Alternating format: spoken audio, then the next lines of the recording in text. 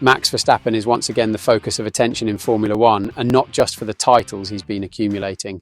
Recently, the Dutchman starred in an intense clash with Lando Norris at the US GP, which sparked debates about the limits of aggressiveness on the tracks. In 2 moments, Verstappen pushed Norris off the track, but curiously, he suffered no penalty in that race. It was only in the next stage in Mexico that Verstappen received 2 10-second penalties, again for actions that forced the McLaren driver off the track.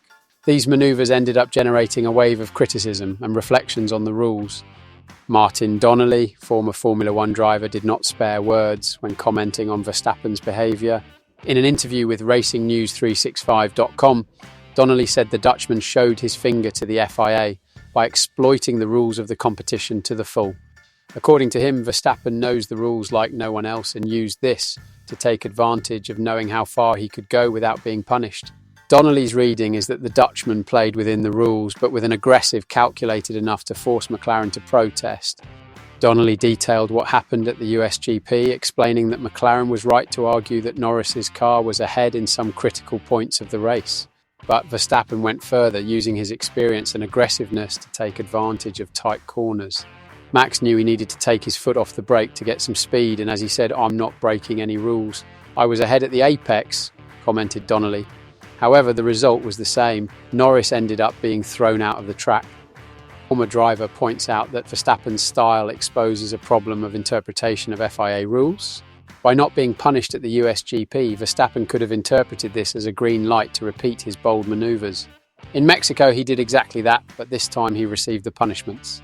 Donnelly believes that this change in FIA's stance may have caused confusion among drivers and questions the consistency of the entity's decisions. He really forced Lando off the track, Donnelly says, underlining that Verstappen was aware of the limits of the rules and exploited them to the full.